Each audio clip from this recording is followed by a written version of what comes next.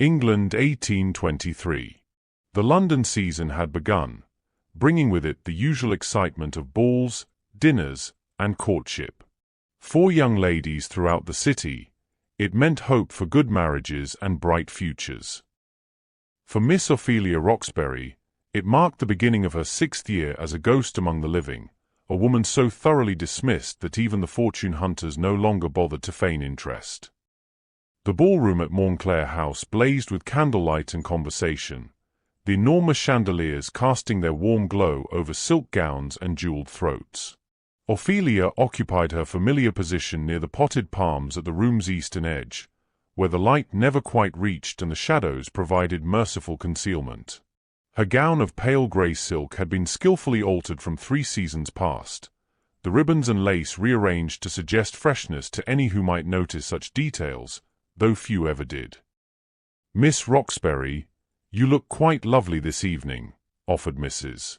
Fanny Gallagher, a kind-hearted widow who had made a habit of extending small courtesies to Ophelia over the years, perhaps recognizing a kindred spirit in social invisibility.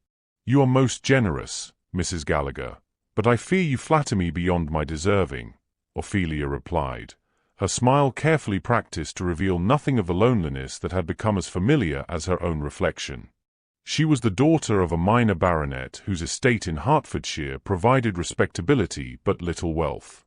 At 25 years, she possessed neither remarkable beauty nor significant fortune, those twin pillars upon which matrimonial success was invariably constructed.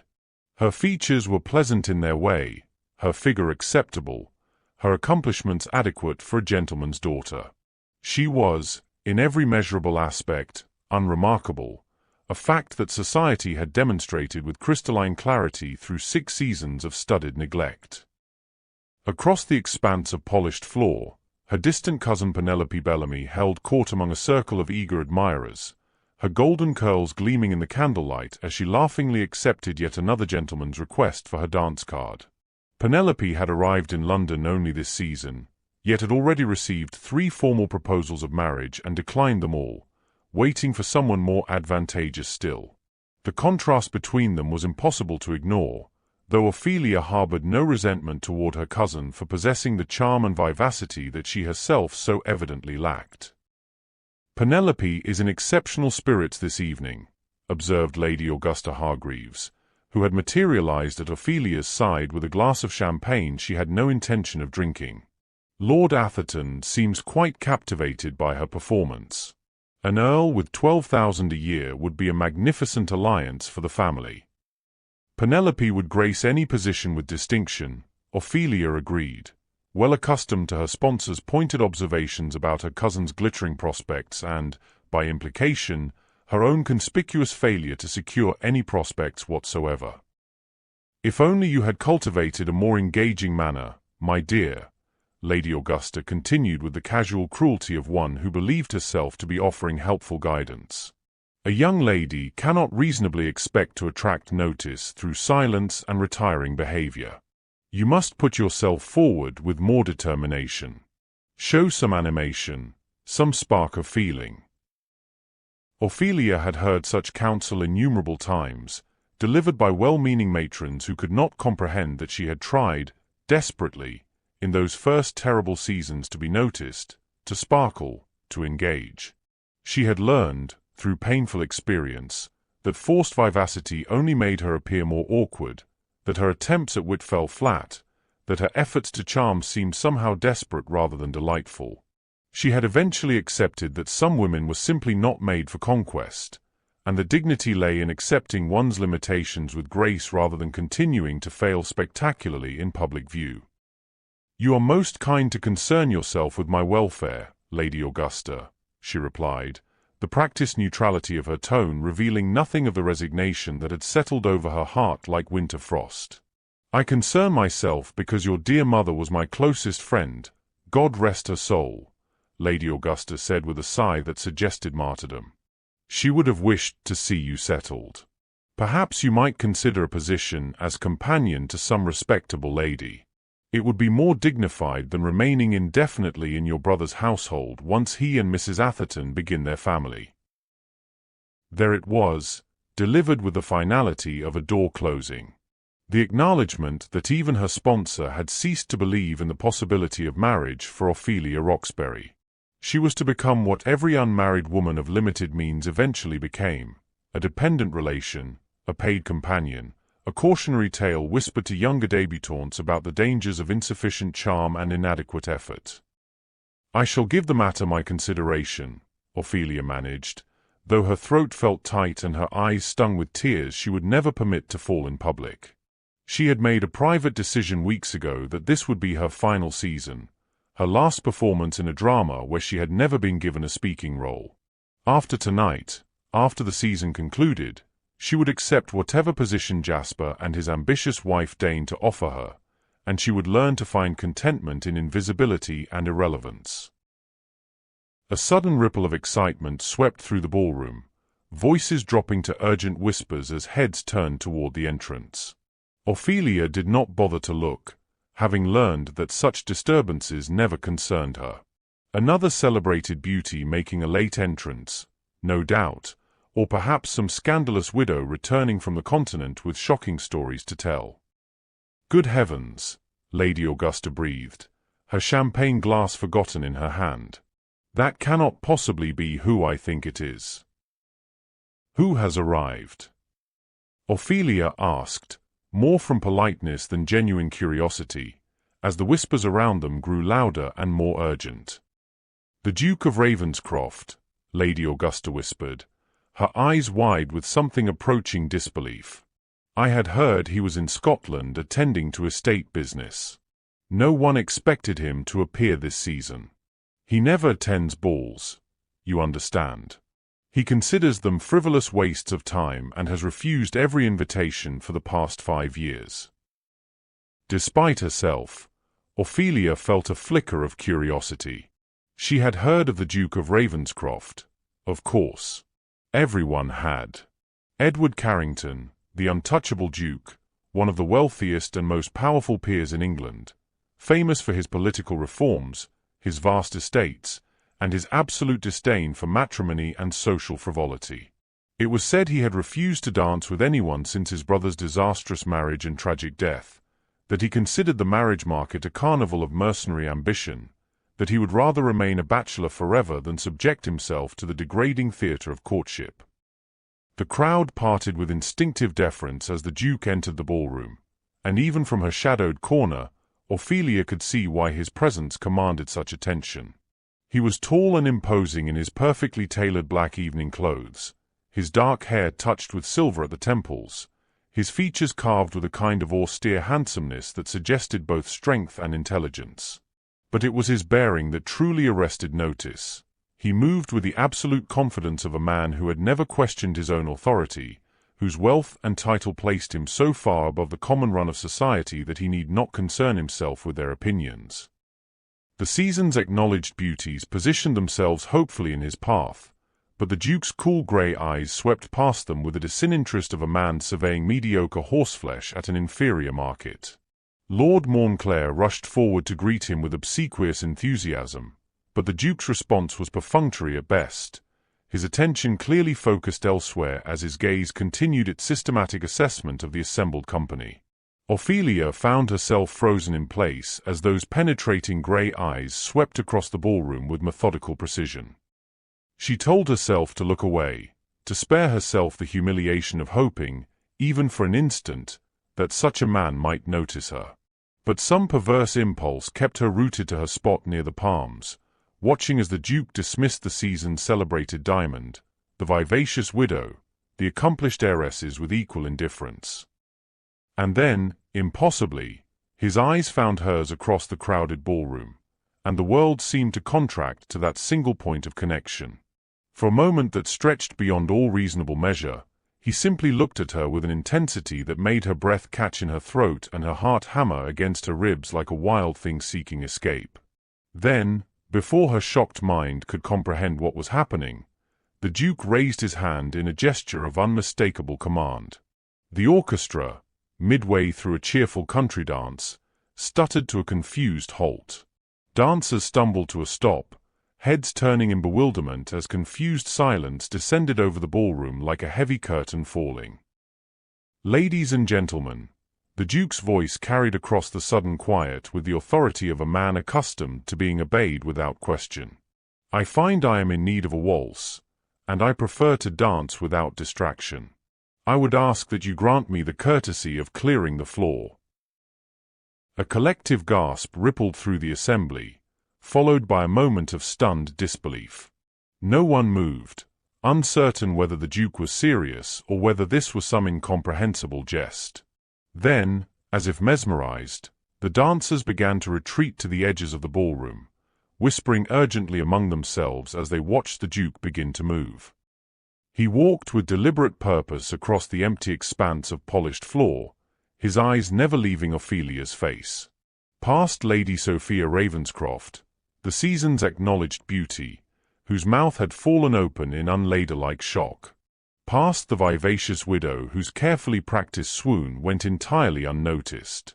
Past Penelope Bellamy, whose golden perfection suddenly seemed gaudy and obvious under the weight of the Duke's complete indifference.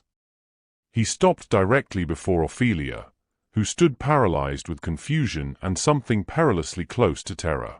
Up close, he was even more formidable than she had imagined, his height and presence overwhelming in a way that made her feel small and exposed. But his expression, while serious, held no mockery, no cruelty, only an almost clinical assessment that made her feel as though he were reading her soul with uncomfortable accuracy. "Miss Roxbury," he said, his voice low enough that only she could hear despite the breathless attention of 300 pairs of eyes fixed upon them. "I would be greatly honored if you would consent to dance with me." Ophelia's mind reeled with incomprehension. This could not be happening. Men like the Duke of Ravenscroft did not notice women like her, and they certainly did not ask them to dance in front of the entire ton after clearing the ballroom floor like some scene from a romantic novel. This had to be a mistake, a cruel jest, some elaborate humiliation that she was too inexperienced to recognize. "Your Grace, I believe there has been some misunderstanding," she managed, her voice barely above a whisper. "You cannot possibly mean to ask me to dance." "And yet I have done precisely that," he replied with the faintest suggestion of amusement touching his austere features. "I make it my habit to know those who interest me, Miss Roxbury, and you have interested me for some time. Will you accept my invitation, or shall I be forced to endure the humiliation of rejection before the entirety of London society?"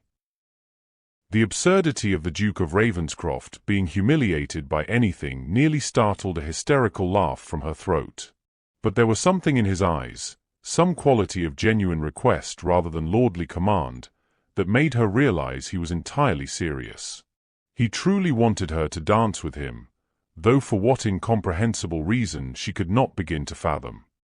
"I accept, Your Grace," she heard herself say, the words emerging from some place beyond conscious thought. His hand extended toward her with the formal grace of a man who had been taught perfect manners from birth, and she placed her trembling fingers in his with the sensation of stepping off a cliff into unknown darkness. His grip was warm and steady as he led her toward the center of the empty floor, the silence in the ballroom so complete that she could hear the rustle of her own skirts and the thundering of her own pulse in her ears. He lifted his hand in another commanding gesture, and the orchestra, recovering from their shock, struck up the opening measures of a waltz. His other hand settled at her waist with perfect propriety, and then they were moving together across the floor with a grace that surprised her, for she had always considered herself merely adequate as a dancer. But the Duke was leading with such confidence and skill that following him required no thought at all, only surrender to the music and the movement. They turned and glided in perfect silence while the entire ballroom watched with undisguised fascination, the whispers beginning like the distant hum of agitated bees as society attempted to comprehend the incomprehensible. Ophelia kept her eyes fixed on the Duke's shoulder, unable to meet his gaze, terrified that if she looked into his face she would see mockery or disgust or whatever cruel impulse had moved him to single her out for this bizarre attention. But his hand at her waist remained steady and respectful, his movements assured and graceful, and when he finally spoke, his voice held no trace of mockery at all. You dance remarkably well, Miss Roxbury, despite your conviction that you possess no noteworthy accomplishments." Her eyes flew to his face in shock, and she found him watching her with that same penetrating intelligence that made her feel stripped bare of all protective pretense. How could he possibly know what she thought about herself? They had never been introduced, had never spoken, had certainly never moved in the same circles. "I do not understand, Your Grace," she whispered, acutely conscious of the hundreds of eyes following their every movement. "Why have you done this? Why choose me when any woman in this room would be honored by your attention?" "Because you are the only woman in this room who interests me," he replied with the same matter-of-fact directness that suggested he found elaborate courtesy tiresome. "And because I find myself in need of a wife, Miss Roxbury, and I believe you may be precisely the woman I require." The world tilted dangerously around her, and only his firm grip kept her from stumbling. Surely she had misheard him. Surely the Duke of Ravenscroft, the untouchable Duke who had sworn never to marry, had not just proposed marriage to her in the middle of a waltz while all of London society watched with bated breath. "Your Grace, I must insist that you are mistaken," she managed, her voice shaking despite her best efforts at composure. "We have never been introduced. You cannot possibly know anything about me." "On the contrary, Miss Roxbury, I know a great deal about you," he said as they turned with perfect precision, his eyes never leaving her face. "I know that you volunteer at the Foundling Hospital every Tuesday afternoon without seeking recognition or praise. I know that you spend your pin money purchasing books for the lending library in your brother's parish. I know that last season, you defended a young housemaid who was being unfairly dismissed by Lord Bellamy's wife, despite knowing it would cost you your cousin's favor. I know that you possess intelligence, compassion, and integrity, qualities that are far more valuable than beauty or fortune in a marriage partner." Ophelia felt as though she had stepped into some fever dream from which she could not wake. The Duke of Ravenscroft had been observing her. He knew about her charitable work. He valued her character above beauty and fortune. None of this made any sense according to everything she understood about the world and her place in it. "I do not understand what you want from me, Your Grace," she said, desperately trying to maintain some semblance of rational thought while her entire understanding of reality crumbled around her. "I want exactly what I said, Miss Roxbury, a wife," he replied as the waltz drew toward its conclusion. "But I have no interest in the usual theatrical production of courtship and romance. What I require is a practical arrangement between two intelligent people who understand the nature of the bargain they are making. If you will grant me 10 minutes of private conversation after this dance concludes, I believe I can explain my situation in terms that will make my proposal comprehensible, if not immediately appealing." The music swelled toward its final crescendo, and as they executed the closing turn with perfect synchronization, Ophelia realized that regardless of what happened next, her life had been irrevocably altered. The invisible woman had been seen, spectacularly and publicly, by the one man in England whose notice meant more than any other. Whether this was salvation or destruction remained to be seen, but there was no returning to the shadows now. As the final notes faded and the Duke led her from the floor through a gauntlet of shocked faces and urgent whispers, Ophelia made a decision that surprised even herself. Whatever incomprehensible madness had moved the Duke of Ravenscroft to single her out, she would at least hear his explanation. She had spent 6 years being invisible and ignored, accepting society's judgment of her worthlessness without protest. Perhaps it was time to discover what might happen if, for once in her carefully constrained life, she chose to be seen. The Duke guided her through the throng of gawking spectators with a proprietorial hand at her elbow, his touch somehow managing to be both impersonal and protective. The whispers followed them like a physical force, Lady Augusta's shocked expression burning into Ophelia's consciousness as they passed. She caught glimpses of Penelope's outraged bewilderment, of Lord Montclair's calculating assessment, of a dozen other faces twisted with various combinations of envy, confusion, and scandalous speculation. The Duke seemed entirely oblivious to the sensation they were causing, or perhaps more accurately, entirely indifferent to it. He led her not to one of the small antechambers where chaperones might reasonably observe their conversation, but to the long portrait gallery on the second floor, a space currently deserted and dimly lit by only a few wall sconces. The impropriety of being alone with him in such a location should have alarmed her, but Ophelia found herself strangely calm, as though the sheer impossibility of the evening's events had pushed her beyond the capacity for conventional anxiety. The Duke released her arm and moved to stand before one of the tall windows overlooking the darkened garden, his hands clasped behind his back in a posture that suggested military bearing. For a long moment, he said nothing, and Ophelia had the distinct impression he was marshalling his thoughts with the same systematic precision he likely applied to managing his vast estates and political alliances. When he finally spoke, his voice carried none of the practiced charm of courtship, only the flat directness of a man accustomed to negotiating business arrangements. He explained that his older brother had died 3 years ago, leaving behind a daughter named Emily, now 8 years old. The child's mother, the Duke's sister-in-law, had been a woman of considerable beauty and equally considerable moral weakness who had married for title alone and found herself bitterly disappointed by the reality of rural life and maternal responsibility. She had abandoned her daughter emotionally long before she drank herself to death the previous winter, leaving Emily orphaned and traumatized in ways that still manifested in nightmares and fearful silences. The Duke had assumed guardianship immediately, hiring the finest governesses and providing every material comfort, but Emily's maternal grandmother, the Dowager Lady Montclair, had emerged from years of calculated indifference to challenge his custody in Chancery Court. The woman cared nothing for her granddaughter's welfare, the Duke stated with barely controlled anger, but cared a great deal for the substantial inheritance held in trust until Emily's majority. She sought custody not to nurture the child but to control her fortune, and she had powerful connections in the court system who favored the notion that young girls required female guidance rather than the austere discipline of an unmarried uncle. The hearing was scheduled in 6 weeks, and the Duke's bachelor status had become his greatest vulnerability.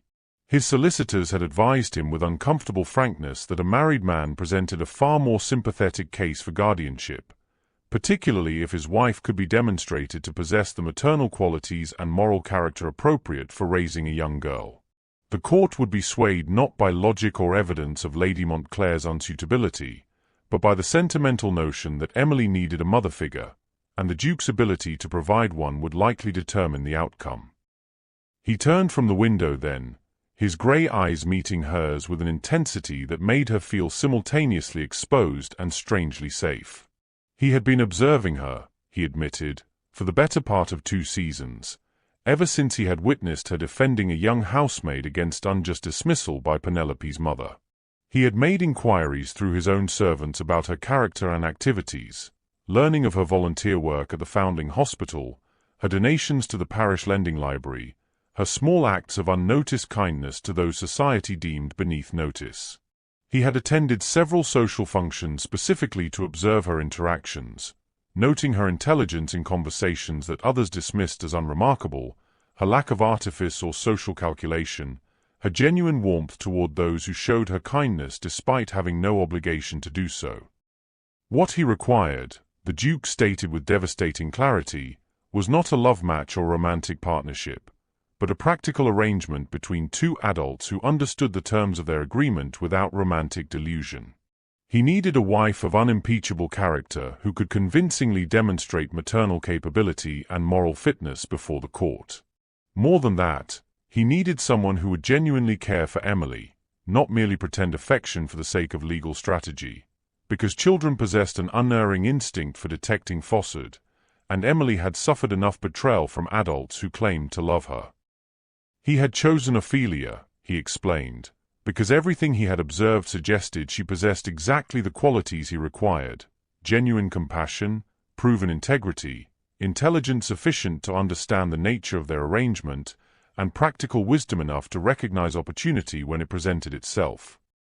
She was facing a future of dependence on an unwelcoming brother or employment as a paid companion to some demanding widow. He was offering her security, social position, and the resources to pursue whatever charitable or intellectual interests she wished. In exchange, she would help him secure Emily's safety and provide the child with the maternal guidance and affection she so desperately needed. The Duke's proposal came with no pretense of affection or false promises of eventual romantic feeling. He stated clearly that he expected their marriage to be one of mutual respect and practical partnership, but not passionate devotion. They would maintain separate apartments, pursue separate interests beyond their shared responsibility for Emily's welfare, and present a united front only when circumstances required it. He would provide her with financial independence and social freedom within the bounds of propriety, and he would never make demands upon her person or her time beyond what was necessary to maintain the appearance of a stable marriage before the court and society. It was, Ophelia realized with something approaching hysterical clarity, the most brutally honest marriage proposal in the history of English aristocracy. No flowery declarations, no romantic gestures beyond the calculated drama of their public waltz, nothing but a straightforward business proposition delivered with the emotional warmth of a conveyancing contract. Yet somehow, his very refusal to dissemble or manipulate made the offer more compelling than any amount of insincere flattery could have achieved. She looked at him standing there in the dim gallery, this formidable man who commanded such power and wealth yet found himself vulnerable because of his love for a traumatized child.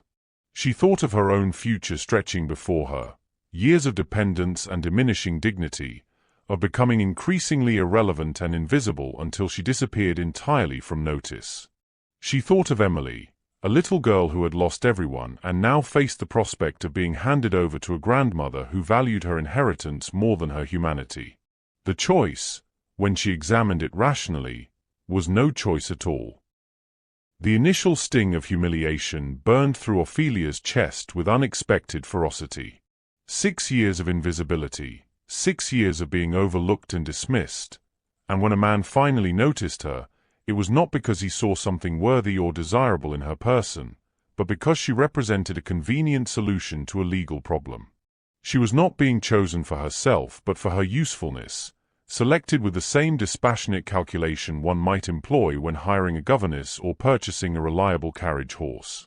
The Duke had not fallen in love with her character or been moved by her quiet dignity. He had identified her as a woman desperate enough to accept a loveless arrangement and suitable enough to present before a judge. The bitter irony was almost laughable. She had spent years wishing to be seen, to be valued for something beyond her failure to sparkle in ballrooms, only to discover that being seen in this way felt no less diminishing than being ignored. At least in her invisibility, she had retained some small dignity, some private knowledge that society's judgment of her worthlessness was wrong. But the Duke's proposal stripped away even that meager comfort, confirming that she was indeed unremarkable enough, forgettable enough, desperate enough to serve as a prop in someone else's drama. Yet even as wounded pride whispered that she should refuse on principle, refuse to be used so coldly, pragmatism forced her to examine the reality of her situation with unflinching clarity. Her brother Jasper had made it abundantly clear that once he and Winifred began their family, Ophelia's presence in their household would become an active inconvenience rather than a passive burden. Winifred already resented the small allowance Jasper provided for Ophelia's expenses, already made cutting remarks about spinster sisters who lingered past their welcome. The prospect of decades spent navigating her sister-in-law's hostility while gradually being relegated to the status of unpaid nursemaid to Winifred's children stretched before her like a prison sentence. The alternative, accepting employment as a companion to some demanding widow, offered no better future. She would be neither family nor servant but something uncomfortably between, expected to provide cheerful company and uncomplaining service while maintaining the fiction that her position was somehow dignified rather than degrading. She would have no independence, no authority over her own time or activities, no resources to pursue the charitable work that gave her life whatever meaning it possessed. She would simply fade into genteel poverty and increasing irrelevance until she died unmourned and unremembered, her existence having mattered to precisely no one. Against that bleak reality, the Duke's offer represented something else entirely. Security, certainly, and social position that would transform her from invisible wallflower to Duchess of Ravenscroft, one of the most prominent titles in England. But more than that, it offered purpose. A child who genuinely needed protection and maternal care, a chance to matter in someone's life in a way that had real consequence. The arrangement might be devoid of romantic feeling, but it was not devoid of meaning. Emily's welfare was not a trivial concern or a convenient fiction. The child was real, her need was real, and Ophelia's role in meeting that need would be real as well. She looked at the Duke standing there with his military bearing and austere handsomeness, this man who had laid out his proposal with such brutal honesty precisely because he respected her intelligence enough to treat her as an equal rather than a delicate flower requiring pretty lies. He was offering her a transaction, yes, but he was offering it openly, without manipulation or false sentiment. There was something almost honorable in his refusal to dissemble, something that suggested he valued genuine partnership over the performance of devotion. If she was going to accept this impossible proposal, she would do so on her own terms. She would not be merely decorative, not a convenient prop wheeled out for court appearances and then tucked away in separate apartments to be forgotten. If the Duke wanted her help in securing Emily's future, he would grant her genuine authority in shaping that future, not merely the appearance of maternal involvement for the judge's benefit. "I will accept your proposal, Your Grace," she said, surprised by the steadiness of her own voice despite the way her heart hammered against her ribs. "But I have conditions that must be met before any formal arrangement can be concluded." Something flickered in the Duke's eyes, an expression she could not quite identify, but that might have been approval or perhaps merely interest. He inclined his head in a gesture that invited her to continue, his attention focused on her with the same penetrating intensity he had displayed during their waltz. She stated her terms with a clarity that surprised even herself, drawing on reserves of confidence she had not known she possessed. She would not be a wife in name only, relegated to separate apartments and separate lives except when public performance required otherwise. If she was to help raise Emily, she demanded full partnership in all decisions affecting the child's welfare, education, and future. She would have genuine authority as Emily's guardian, not merely the appearance of maternal involvement. The Duke might hold legal custody, but Ophelia would hold equal voice in determining how that custody was exercised. Furthermore, she would not enter blindly into an arrangement that affected a child's life so profoundly. She insisted on meeting Emily before any wedding took place, on spending time with her to assess whether they could build genuine rapport and whether Emily herself felt comfortable with the arrangement. If the child expressed strong objection or if Ophelia sensed that her presence would cause more harm than good, she reserved the right to withdraw from the agreement regardless of the Duke's legal needs.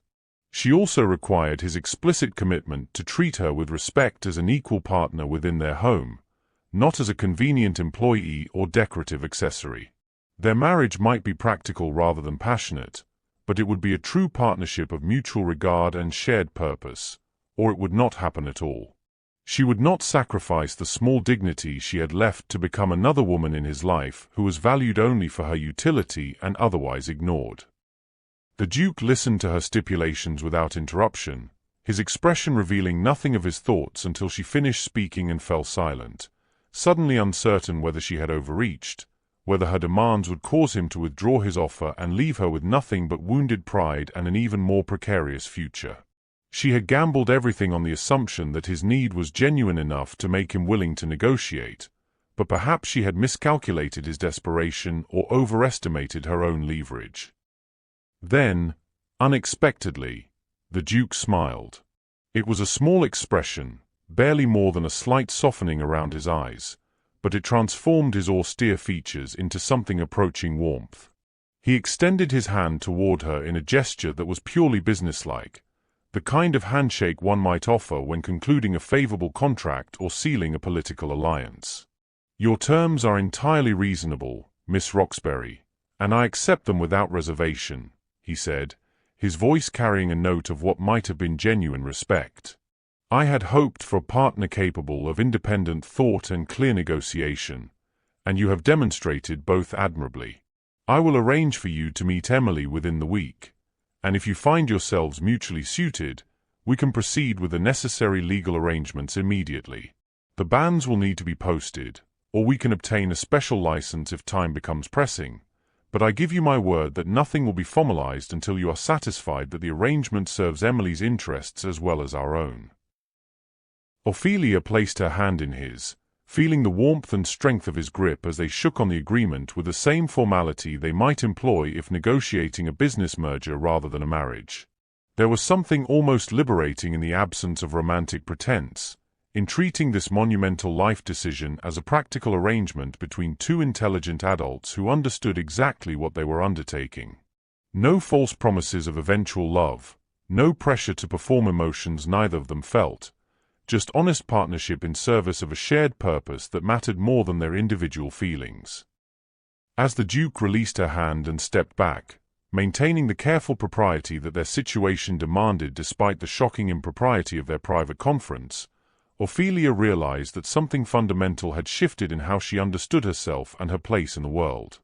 For 6 years, she had accepted society's judgment that she was unremarkable and therefore unworthy.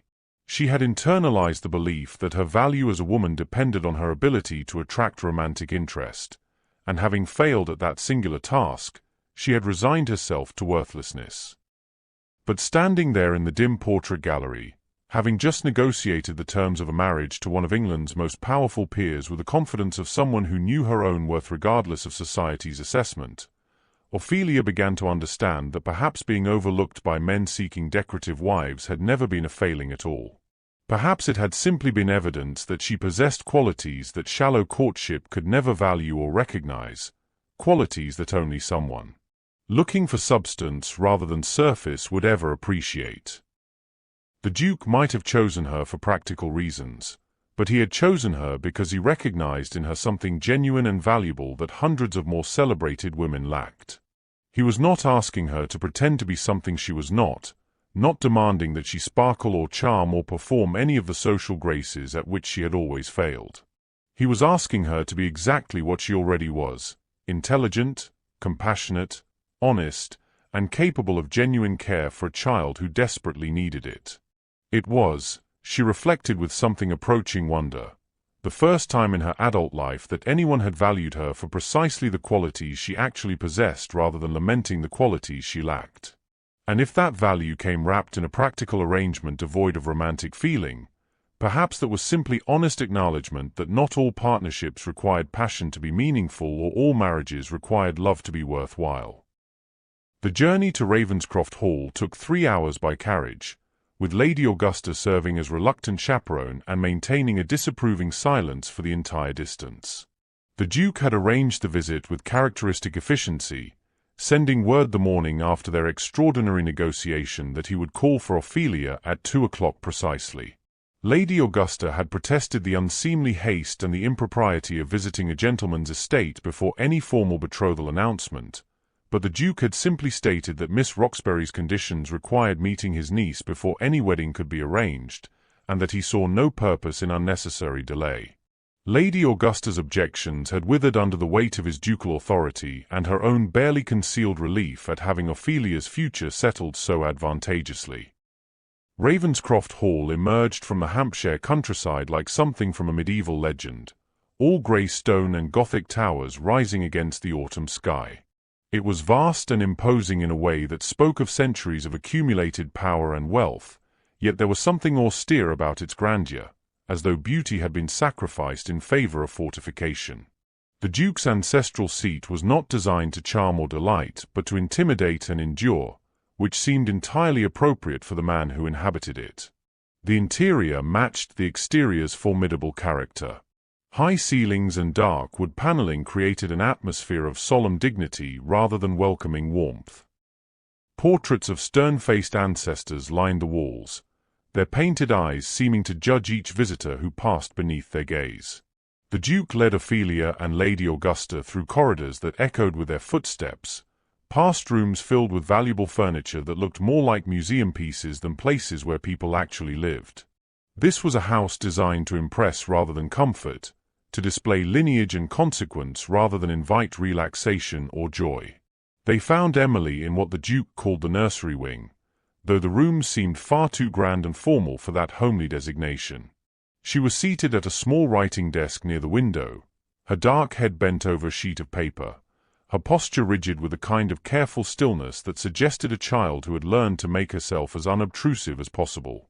When the governess announced their arrival, Emily rose and curtsied with mechanical precision, her movements perfectly executed but entirely devoid of childish spontaneity or warmth. She was a lovely child, or would have been if her small face had not been set in such guarded blankness. Dark hair like her uncle's, large grey eyes that watched with wary intelligence, delicate features that would grow into striking beauty if they ever learned to express anything beyond careful neutrality. She wore a perfectly pressed dress of deep blue muslin, her hair braided with mathematical precision, everything about her appearance suggesting rigid discipline and control. But it was her eyes that arrested Ophelia's attention, those watchful grey eyes that held far too much adult wariness for an 8-year-old child, eyes that had learned to expect disappointment and betrayal from the adults who were supposed to protect her.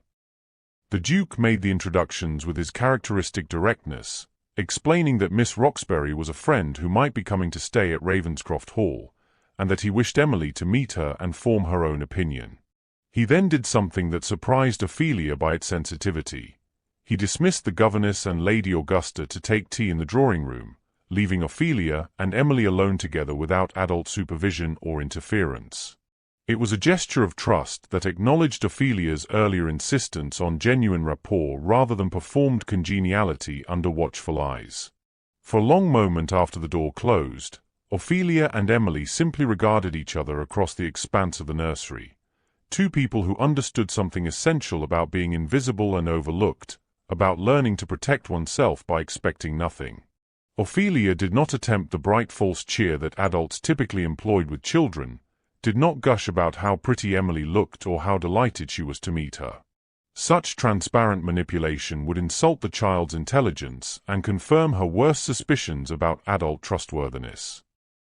Instead, Ophelia moved to the window seat and settled herself there, not crowding Emily but offering a place beside her if the child chose to accept the invitation. She spoke quietly about her own circumstances with the honesty that most adults would never risk with a child. She explained that her life had not turned out as she had hoped, that she had felt invisible and unwanted for a very long time, that she understood what it meant to be overlooked by people who were supposed to care. She acknowledged that Emily had suffered losses far more profound than anything Ophelia had experienced, and that no amount of kind words from a stranger could make that pain disappear or replace what had been taken from her. She told Emily about the Duke's proposal with careful truthfulness, explaining that he needed to marry to protect Emily's future, and that he had asked Ophelia to help provide the kind of home where Emily could feel safe and cared for. She admitted that she and the Duke did not love each other in the romantic sense, that their arrangement was practical rather than passionate, but that sometimes practical partnerships could be just as meaningful as love matches if the people involved genuinely cared about doing right by each other. What Ophelia promised, speaking with a gentle firmness that left no room for doubt, was that she would never lie to Emily, never make false promises or pretend emotions she did not feel.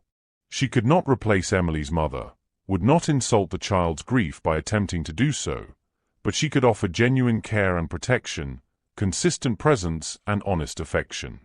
If Emily wanted someone to simply sit quietly with her when the nightmares came, Ophelia would be there. If she wanted help with her lessons or someone to read with her or simply another person in the house who understood what it meant to feel alone, Ophelia would provide that without expecting performative gratitude or artificial affection in return. The child's carefully maintained composure wavered as Ophelia spoke, her small hands twisting together in her lap, her teeth worrying at her lower lip in a gesture that suggested she was desperately trying not to cry. When she finally spoke, her voice was barely above a whisper, trembling with the weight of hopes she was terrified to acknowledge because disappointment had become her most reliable expectation. "Do you promise you will not leave once the legal matters are settled? My grandmother says that my uncle only pretends to care about me because of the money, and that once he has control of my inheritance, he will send me away to school and forget about me. She says that no one actually wants me, that I am too difficult and too damaged to love. The cruelty of those words, delivered by a grandmother to a grieving child, sent white-hot fury through Ophelia's chest. She reached out slowly, giving Emily time to pull away if she wished, and took the child's small cold hands in her own warm ones. She looked directly into those wounded grey eyes and spoke with absolute certainty. "Your grandmother is lying to you, Emily, and I suspect she knows she is lying. Your uncle loves you very much, which is why he is willing to marry a stranger and endure legal battles and do whatever is necessary to keep you safe from people who would hurt you. And I promise you that I will stay, not because of legal obligation or financial benefit, but because I believe you deserve to have someone in your life who will protect you and care about your happiness without expecting anything in return except the chance to see you grow into the remarkable person you're meant to become." Something broke in Emily's carefully maintained defenses. She did not throw herself into Ophelia's arms with theatrical relief, did not suddenly transform into a trusting child who believed all her problems were solved. But her small hands gripped Ophelia's fingers with desperate intensity, and her eyes filled with tears she had been holding back for what must have been months or even years. She nodded once, a tiny gesture of cautious acceptance, and whispered that she would like it very much if Ophelia came to stay at Ravenscroft Hall.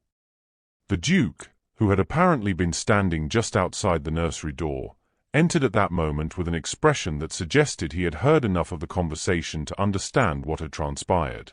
He looked at Ophelia holding his niece's hands, at Emily's tear-streaked face and trembling composure, at the fragile connection being forged between the two people who mattered most to his carefully constructed plans.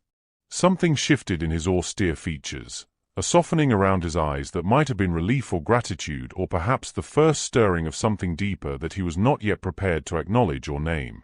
He told Ophelia quietly that he would arrange for a special license, that the wedding could take place within the week at Ravenscroft's private chapel, that his solicitors would prepare the necessary documents to present before the custody hearing. But as he spoke these practical details, his eyes remained on Emily's face, watching the cautious hope beginning to replace the defensive wariness, seeing the first evidence that his impossible gamble might actually succeed in giving his niece the protection and care she so desperately needed. For the first time since his shocking proposal, Ophelia allowed herself to believe that this strange arrangement might become something more meaningful than a mere transaction, that three damaged people might find in each other not romantic fulfillment but something perhaps equally valuable: genuine partnership, honest care, and the possibility of building a family from the ruins of disappointed hopes and learned wariness. The wedding took place on a grey morning in Ravenscroft's private chapel, a small medieval structure attached to the main house by a covered walkway. The ceremony was attended by precisely 7 people, the Duke and Ophelia themselves, Emily sitting pale and anxious in the front pew, Lady Augusta fulfilling her duty as witness with tight-lipped disapproval, 2 of the Duke's solicitors present to document the marriage for legal purposes, and the elderly rector who had served the Carrington family for 40 years and asked no questions about the unseemly haste of the proceedings. There were no flowers adorning the altar, no music beyond the rector's droning recitation of the marriage service, no guests gathered to celebrate the union or wish the couple joy. Ophelia wore a simple gown of ivory silk that Lady Augusta had procured with grudging efficiency, her only ornament a strand of pearls that had belonged to her mother. The Duke stood beside her in formal black, his expression grave and unreadable as he spoke his vows with the same measured precision he might employ when signing a legal contract. When the time came to place the ring on her finger, his hands were steady and warm, but his eyes held no romantic warmth, only a kind of solemn acknowledgement that they were both doing what necessity required. The most conspicuous absence was that of Lady Montclair, who had been formally notified of the wedding but had sent no response, offered no congratulations, made no gesture toward reconciliation with her granddaughter.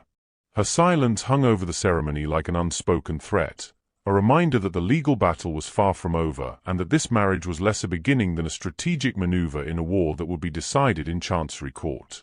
When the rector pronounced them man and wife, Ophelia felt no joy or anticipation, only a strange sense of stepping irrevocably into a role she barely understood but had committed to playing with whatever skill and dedication she could muster.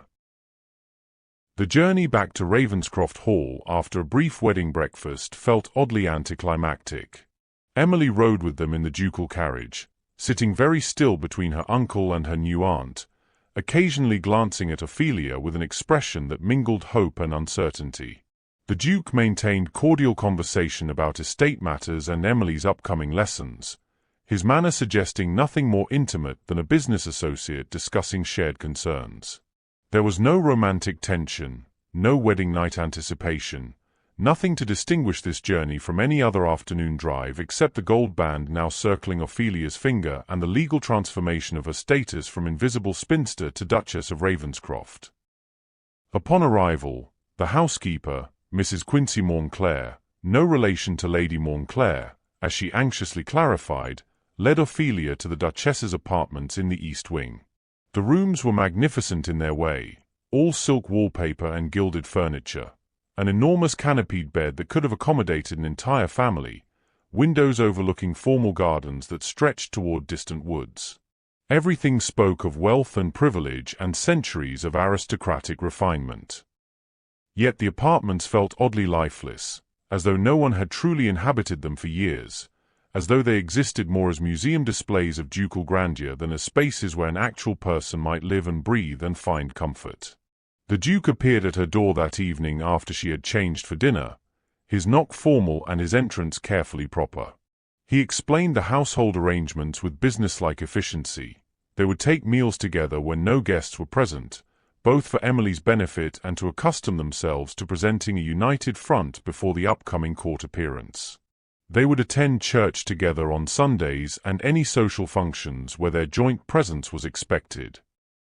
Beyond these necessary intersections, they would maintain separate lives and separate schedules, pursuing their own interests and activities without obligation to coordinate or consult except regarding Emily's welfare and education.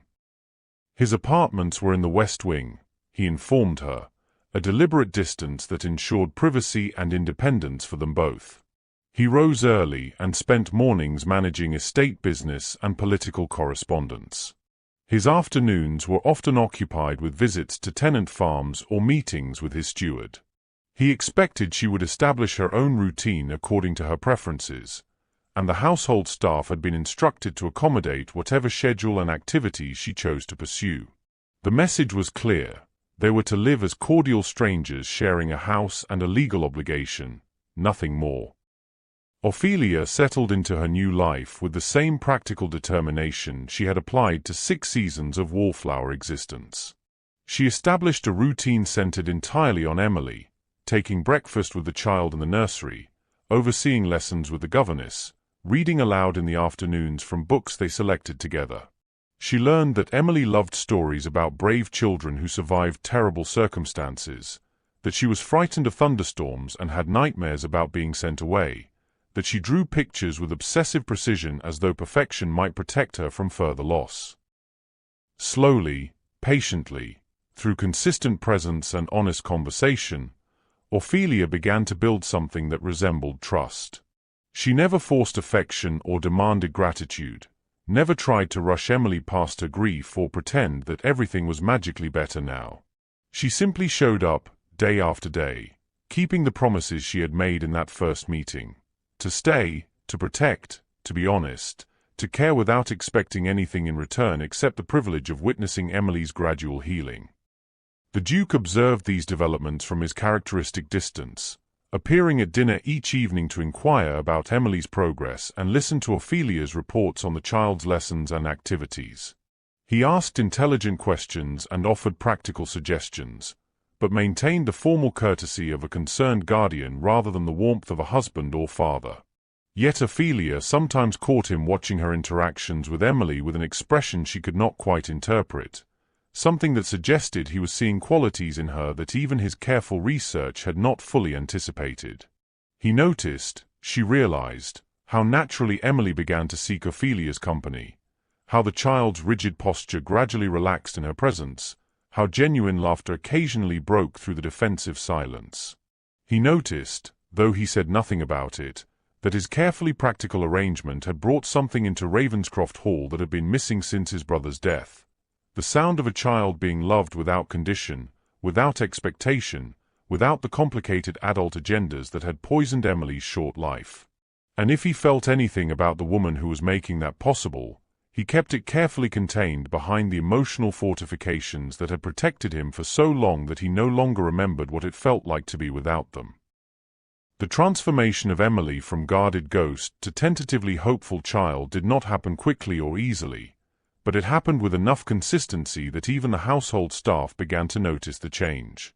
Ophelia approached the work with patient dedication, understanding that trust built slowly through accumulated small moments rather than dramatic gestures.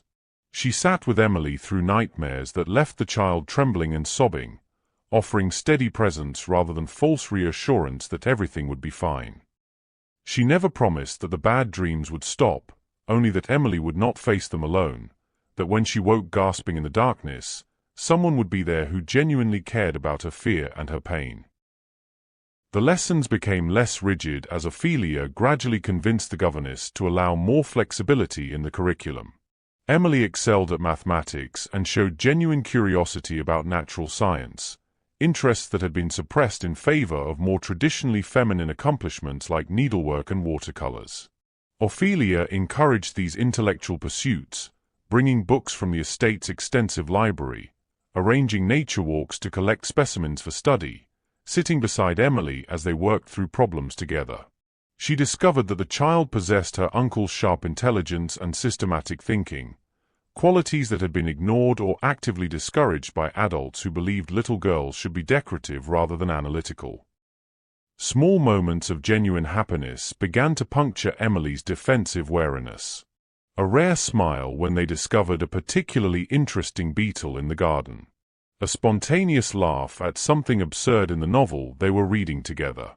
The gradual relaxation of her rigid posture until she occasionally leaned against Ophelia's shoulder while they sat together in the library, a gesture of trust that felt more significant than any dramatic declaration of affection. These were fragile victories that could be destroyed by carelessness or broken promises, and Ophelia guarded them with fierce protectiveness, understanding that Emily's emerging capacity for hope was the most precious and vulnerable thing in her care. The Duke's formal evening inquiries about Emily's progress gradually evolved into something more substantial. He began asking Ophelia's opinion not just about the child's education, but about matters well beyond the nursery's concerns. A dispute between two tenant farmers over water rights. Did she think mediation or firm ruling would better serve both parties and prevent future conflict? A proposal to establish a charity school in the nearby village. What curriculum would actually benefit working-class children rather than simply teaching them docility and their proper place? His political allies were pressing for support on legislation restricting child labor in factories. Did she believe such regulations would genuinely improve conditions or merely drive exploitation underground where it would be harder to monitor and control? These questions were not mere politeness or perfunctory inclusion of his wife in masculine concerns. The Duke listened to her responses with genuine attention, occasionally challenging her reasoning but never dismissing her conclusions as feminine sentiment or naive idealism. He seemed to recognize what no one else ever had, that Ophelia possessed a sharp, well-educated mind capable of complex analysis and nuanced judgment. Her years of invisibility had not been wasted on vapid pursuits but spent reading extensively, thinking deeply about questions of justice and social responsibility, developing perspectives that were both practically grounded and morally serious. Their dinners, which had begun as formal obligations to maintain appearances, transformed into genuine conversations that frequently extended well past the final course. They debated philosophy, discussing whether human nature was fundamentally altruistic or selfish, whether poverty resulted from individual failing or structural inequality, whether education could genuinely elevate the working classes or merely create discontent with their station. They argued about literature, Ophelia defending the emotional honesty of novels while the Duke maintained that poetry offered more concentrated truth. They dissected political strategy, with Ophelia pointing out that his reform proposals, however morally correct, would fail without attention to the fears and prejudices of those whose support he needed to secure passage. The Duke brought her books from his private library, volumes he thought might interest her or challenge her thinking. She provided him with perspectives he had never considered, pointing out blind spots in his analysis or unexamined assumptions underlying his positions. He began seeking her presence not just at dinner but in his study, asking her to review correspondence or offer feedback on speeches he was preparing for Parliament. She found herself looking forward to these intellectual engagements with an anticipation that had nothing to do with duty or obligation and everything to do with the rare pleasure of being genuinely engaged by someone who valued her mind.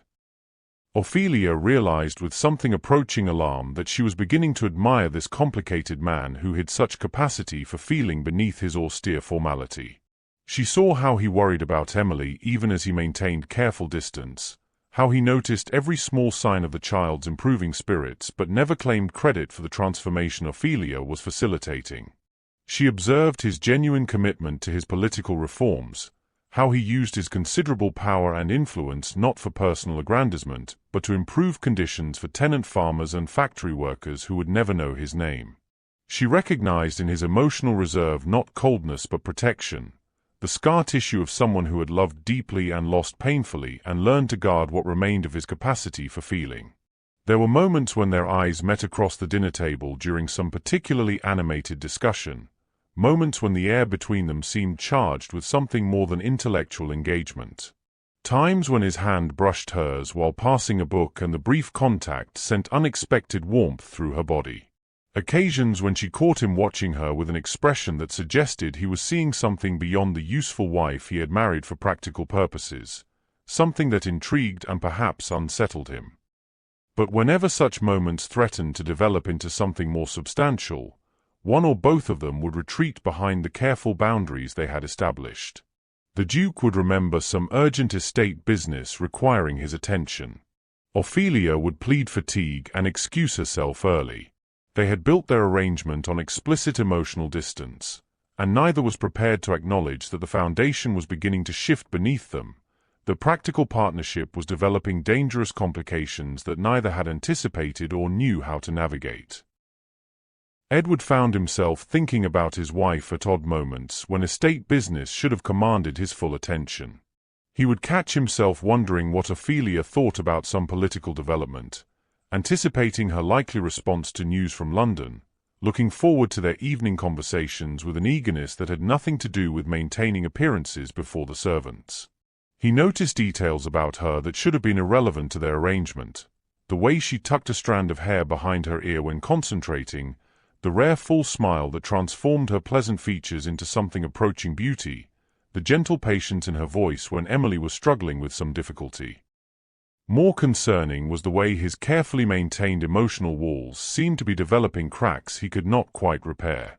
He had married Ophelia because she was safe, because her lack of expectations meant he could maintain his protective reserve without disappointing anyone.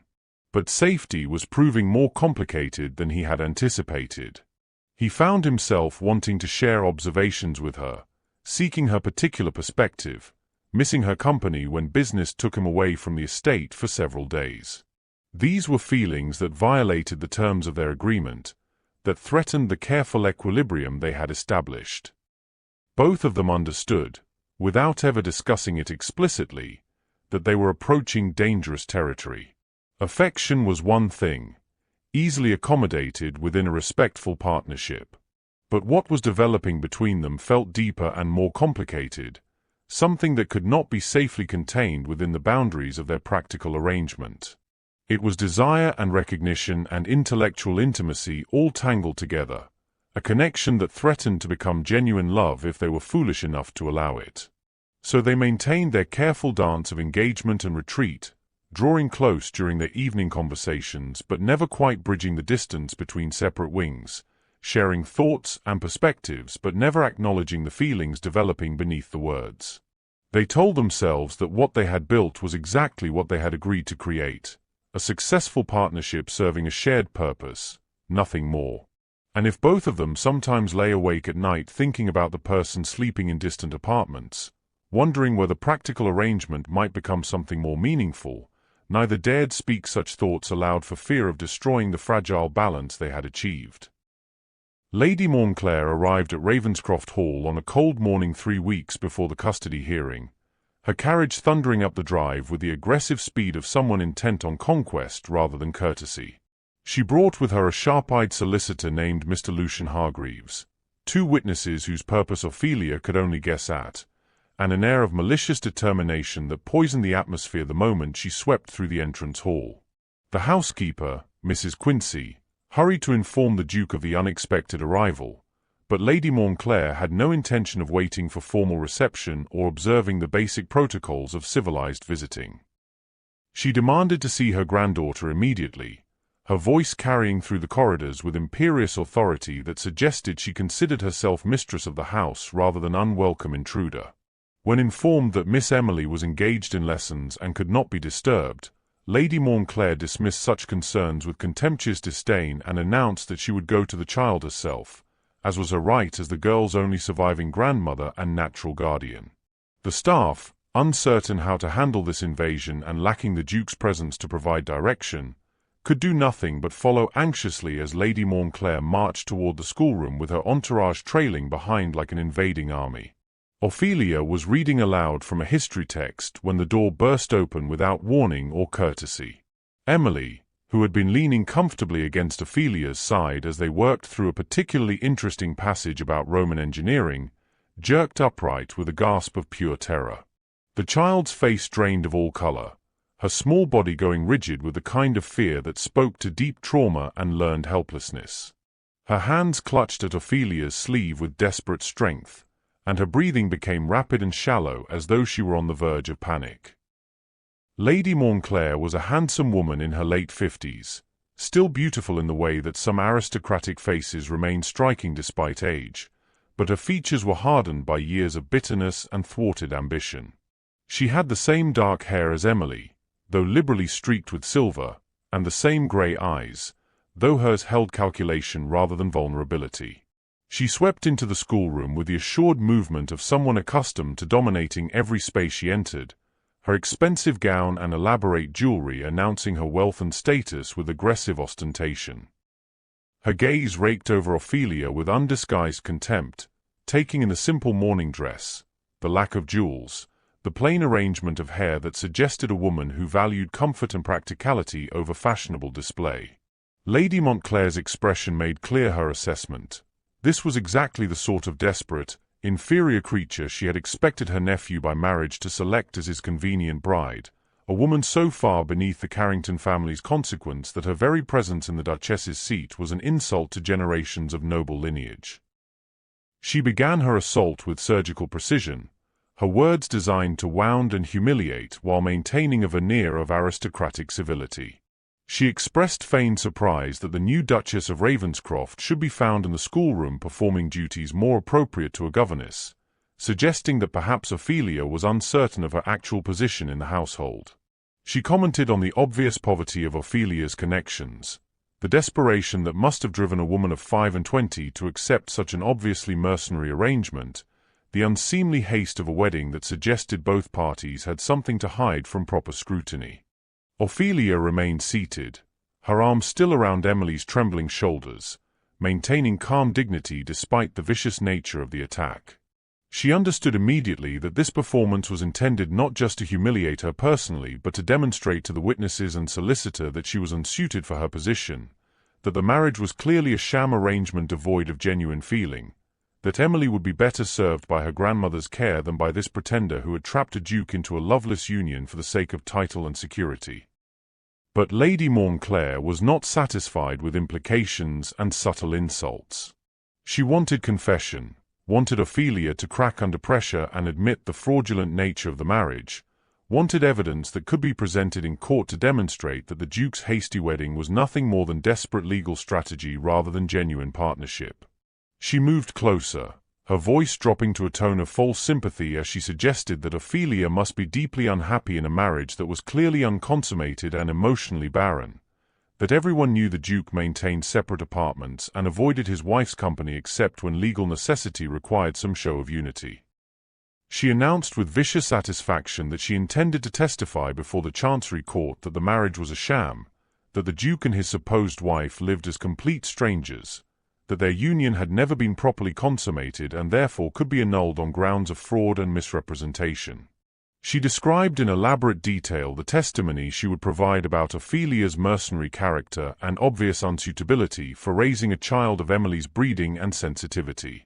She painted a picture of a desperate fortune hunter who had trapped a naive duke into a legal arrangement that served his immediate purposes, but provided no genuine home or maternal care for the child whose welfare should be the court's primary concern. Emily's trembling had become violent shaking, her breath coming in gasping sobs as she tried desperately not to cry aloud. The child's worst nightmare was unfolding before her eyes. The grandmother who had always frightened her, who had told her repeatedly that she was unwanted and damaged, was going to take her away from the only place where she had begun to feel safe, from the only person who had shown her patient, consistent love without expecting anything in return. Ophelia pulled Emily closer, wrapping both arms around the child in fierce protection, her own heart racing with fury at the cruelty being inflicted on an 8-year-old girl who had already endured more loss and betrayal than most adults experienced in a lifetime. She spoke then, her voice steady despite the rage burning in her chest, stating clearly that Lady Montclair's accusations were lies designed to manipulate legal proceedings, that her concern for Emily's welfare was transparently false given her years of complete indifference to the child's existence, that her true interest lay solely in controlling Emily's considerable inheritance rather than providing actual care or affection. Lady Montclair's face flushed with anger at being directly challenged by someone she considered beneath contempt.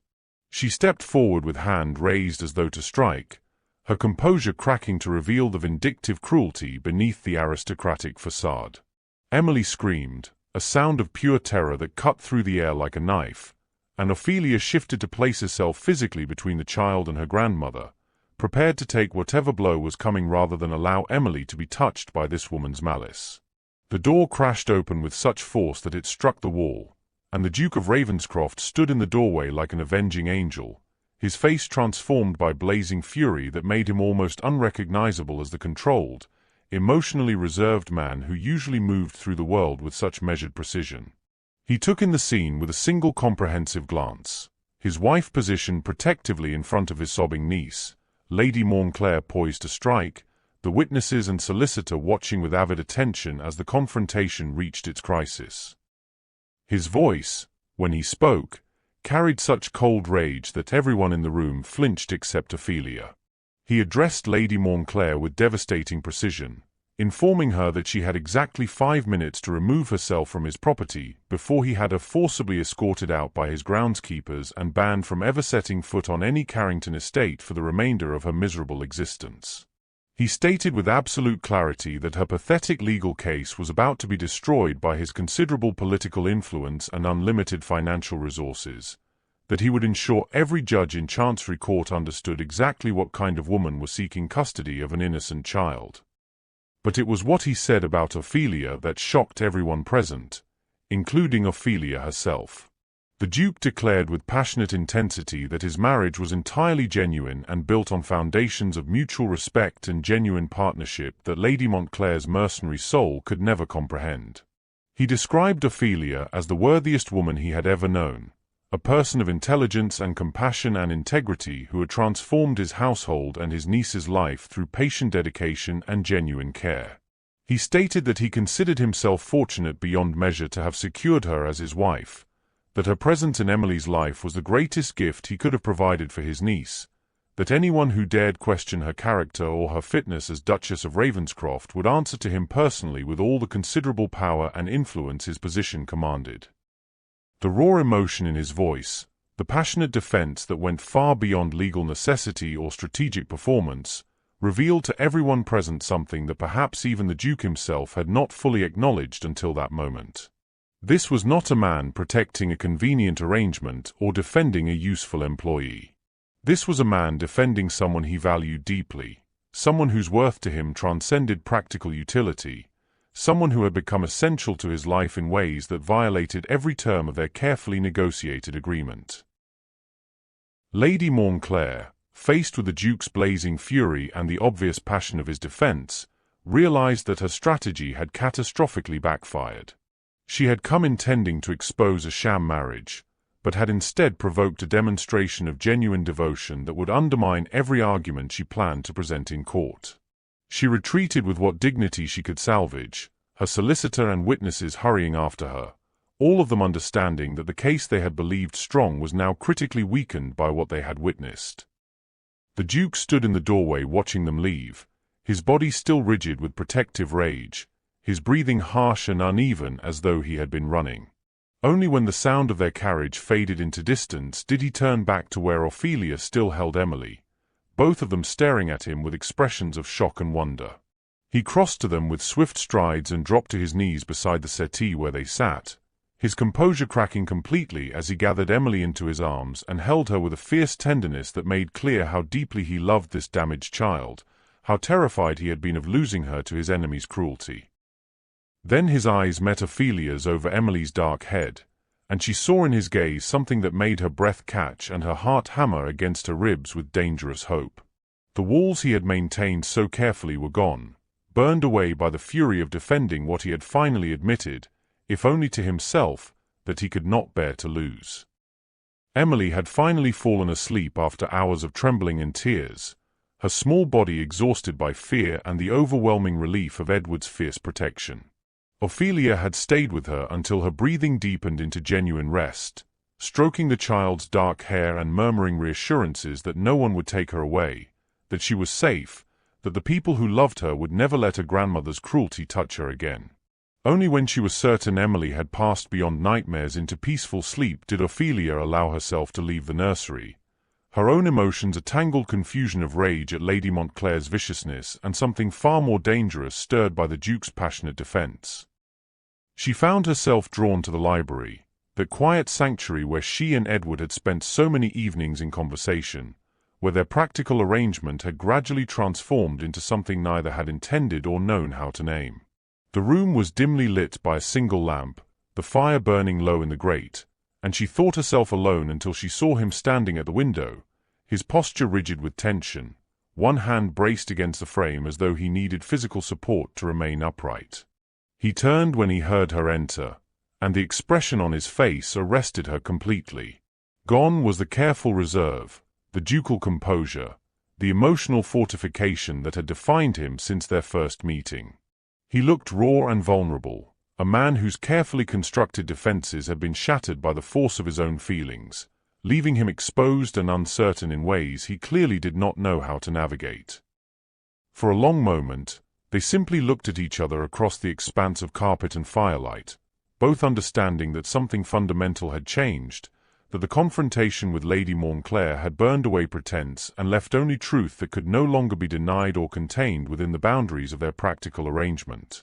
Edward moved first, crossing to where she stood with steps that suggested both purpose and hesitation, as though he had made some decision but feared its consequences.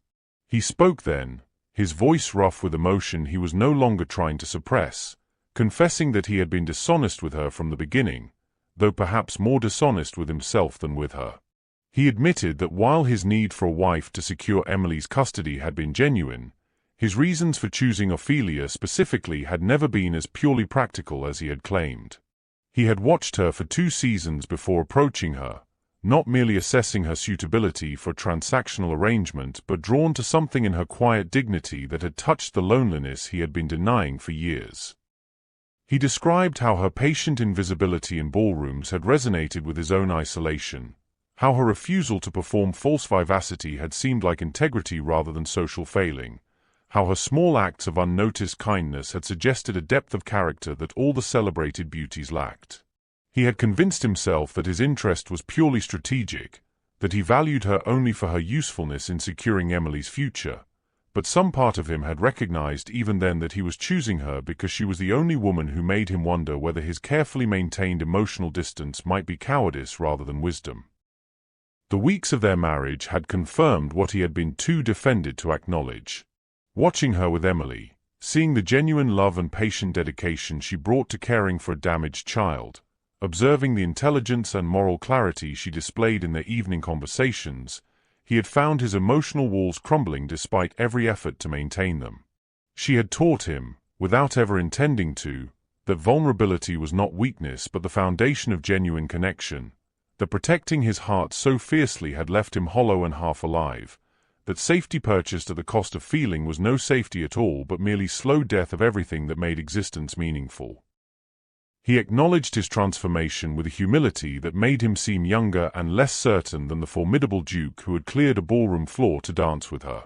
Her presence in his life, her patient strength and quiet wisdom, had shown him that love was not the dangerous delusion he had believed it to be after his brother's tragedy, but rather the only thing worth risking everything to protect. He had married her believing their arrangement would remain forever practical and emotionally distant, but he had been profoundly wrong about what he wanted and what he needed. He asked then, with genuine uncertainty that suggested he feared her answer, whether she might consider renegotiating the terms of their marriage once more. Not the practical amendments they had negotiated before the wedding, but a fundamental transformation of their entire arrangement. He wanted to know if there was any possibility that what had begun as contractual obligation might become something real, whether the affection and respect they had built through proximity and shared purpose might be allowed to grow into genuine partnership of the kind he had spent years convinced he would never want or deserve.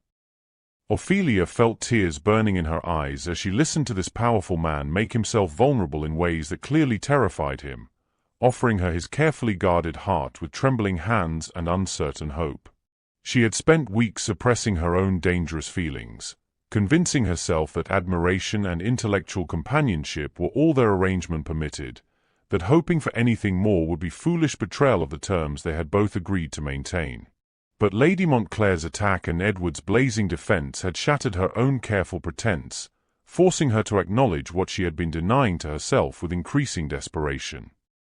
She confessed, her voice shaking with emotion, that she had stopped protecting her heart weeks ago, that somewhere between their evening conversations and watching him worry silently over Emily's welfare, she had fallen completely in love with him. Not with the Duke of Ravenscroft and his power and consequence, but with the complicated, deeply feeling man who hid such capacity for tenderness beneath layers of defensive reserve. She loved his integrity and his intelligence, his fierce protectiveness toward those he cared for, the way he valued her mind and respected her judgment even when he disagreed with her conclusions. She admitted that she had also fallen in love with Emily, that the wounded child had claimed a place in her heart that no one could ever displace, that being Emily's guardian had become not duty but profound privilege. She confessed that she had been terrified he would never see her as anything more than the useful wife he had married for practical purposes, that she would spend the rest of her life loving a man who valued her competence but could never feel genuine affection in return. Edward closed the remaining distance between them with swift purpose, his hands framing her face with a tenderness that made her breath catch and her heart stutter in her chest. He told her that he had been a fool to believe practical arrangement could contain or define what existed between them, that he had wasted weeks maintaining emotional distance when what he wanted most was to bridge every gap between them and build something real from the ruins of their careful defenses. Their first genuine kiss was both tender and passionate, a seal on the transformation of their contract into authentic partnership. It held all the feeling they had been suppressing, all the longing neither had dared acknowledge, all the hope that perhaps two people who had armored themselves against disappointment might find the courage to be vulnerable enough for real intimacy. When they finally drew apart, both breathing unsteadily, Edward pressed his forehead to hers and whispered that he loved her, that he had probably loved her since that first waltz when her grey eyes had met his with such stunned vulnerability, that he would spend the rest of their lives proving that being chosen for practical reasons could become being cherished beyond all measure. Ophelia laughed through her tears and told him that she had accepted his impossible proposal expecting security and purpose but never imagining she might find love, that being seen by him had given her not just a position but a home, not just a role but a life that finally felt worth living. The custody hearing took place 6 weeks after Lady Montclair's disastrous visit to Ravenscroft Hall, in the imposing chambers of Chancery Court where so many family fates were decided by men in judicial robes who claimed to know what served children's best interests. Edward and Ophelia presented themselves before the judge with Emily between them, the three of them forming a united front that spoke more eloquently than any legal argument about the genuine family they had become. Lady Montclair's solicitor attempted to revive arguments about the marriage's suspicious timing and the Duchess's inferior connections, but his case had been fatally weakened by the witness's testimony about Edward's passionate defense of his wife and the obvious love that bound the household together. The judge, a pragmatic man more interested in children's welfare than aristocratic maneuvering, praised the loving home that the Duke and Duchess had created for Emily.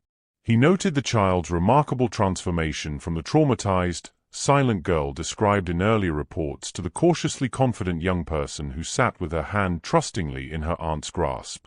He stated that whatever the circumstances of the marriage's beginning, the evidence before him demonstrated genuine partnership and authentic care that served Emily's interests far better than placement with a grandmother whose motives appeared transparently mercenary. The ruling came swiftly and decisively in Edward's favor, with Lady Montclair's petition dismissed and her future contact with Emily restricted to supervised visits that Emily herself could refuse if she wished. The victory marked not an ending but a true beginning for the family they had built from practical necessity and transformed through patient love. Edward and Ophelia's marriage deepened into the kind of passionate partnership that neither had believed possible when they stood in Ravenscroft Chapel speaking vows they meant as legal contract rather than emotional commitment. Their separate apartments were quietly abandoned as they chose to share space and life with the intimacy of people who had discovered that intellectual companionship and mutual respect formed a foundation strong enough to support genuine romantic love. Their evenings were still filled with conversation and debate, but now those discussions took place in the warmth of shared chambers, often continuing late into the night as they explored not just political philosophy and social reform but the deeper questions of what they wanted their marriage and their family to become. Edward brought Ophelia into his political work, valuing her perspective on the reform legislation he championed in Parliament.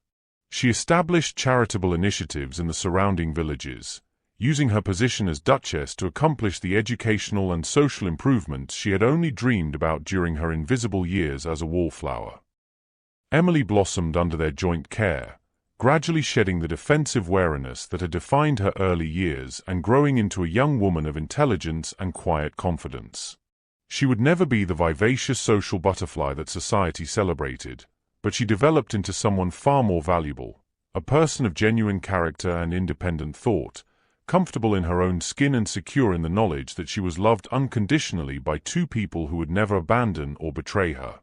She excelled in her studies, particularly mathematics and natural science, and began to speak tentatively about perhaps attending lectures at one of the women's colleges that were beginning to emerge in London, aspirations that Edward and Ophelia encouraged without reservation. 2 years after the custody hearing, Ophelia gave birth to twin sons, Edmund and Arthur, whose arrival filled Ravenscroft Hall with the chaos and joy of infancy. Emily, now 10 years old and secure enough in her own place to welcome siblings without jealousy, became a devoted older sister who spent hours reading to her baby brothers and helping Ophelia manage the demands of 2 active boys. The household that had once felt like a museum of aristocratic consequence transformed into an actual home where children laughed and ran through corridors, where family dinners were loud with conversation and teasing, where love was demonstrated not through grand gestures but through daily acts of patience and care. 5 years after that extraordinary waltz that had changed her entire existence, Ophelia stood at her bedroom window watching the gardens below where Emily, now 13 and growing into her striking features, played with her younger brothers in the late afternoon sunshine.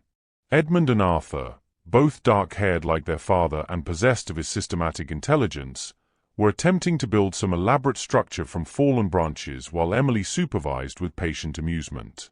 The scene was so utterly ordinary and yet so profoundly precious that Ophelia felt tears pricking her eyes, overcome by gratitude for the life she had never imagined possible during those 6 miserable seasons when she had believed herself destined for permanent irrelevance. She reflected on her transformation from invisible wallflower to confident duchess, from woman dismissed by society as fundamentally unworthy to mother and partner engaged in meaningful work that extended far beyond the boundaries of her own household. She had established lending libraries in 3 villages, funded a school for working-class girls, and used her position to advocate for reforms that Edward championed in Parliament. She was respected throughout the county not for her beauty or social graces, but for her intelligence and genuine commitment to improving lives, valued for precisely the qualities that ballroom society had deemed unremarkable and insufficient. But more than the external transformation, she marveled at the internal shift in how she understood herself and her worth. She had spent 6 years believing that being overlooked was evidence of some essential failing, that her inability to sparkle and charm proved she lacked whatever quality made a woman deserving of love. Now she understood that those years of invisibility had not been failure but protection, a necessary waiting period that kept her heart safe until a man with the wisdom to truly see her finally appeared. Society's dismissal of her had been wrong, but it had also been blessing in disguise, ensuring she was still available when Edward Carrington walked into that ballroom and recognized something valuable that hundreds of other men had been too shallow to perceive. Edward came to stand beside her at the window, wrapping his arm around her waist and pulling her close against his side in a gesture of casual intimacy that still had the power to make her heart flutter with joy. Together they watched their children in the garden, both marveling at the profound love that had grown from the most practical of beginnings, at the family they had built from desperation and strategic necessity and transformed into something more meaningful than either had dared hope possible. "I find myself thinking about that night at the Montclair ball," Edward said quietly, his voice warm with affection and amusement. "How terrified you looked when I asked you to dance, how certain I was that I was simply making a practical choice for strategic reasons, how thoroughly wrong I was about what I actually wanted." Ophelia leaned into his embrace, watching Edmund attempt to balance a particularly precarious branch while Emily offered architectural advice he was stubbornly ignoring. "I thought you were either mad or cruel, that there was no possible explanation for why the Duke of Ravenscroft would clear an entire ballroom to dance with the most overlooked woman in London except to humiliate me in some elaborate way I was too naive to understand. Instead, I was falling in love with you without having the wisdom to recognize what was happening," Edward replied, pressing a kiss to her temple with a tenderness that had become as natural to him as breathing. "Thank you for accepting my impossible proposal, for being brave enough to negotiate rather than simply accepting what I offered, for transforming what I thought would be practical arrangement into the most important relationship of my life." Ophelia turned in his arms to face him fully, her grey eyes meeting his with the same directness that had arrested his attention that first night when he had been looking for convenience and found instead the woman who would teach him how to live again. "You gave me the greatest gift, Edward. Not the title or the security or the position, though those mattered when I had nothing. You gave me something far more valuable.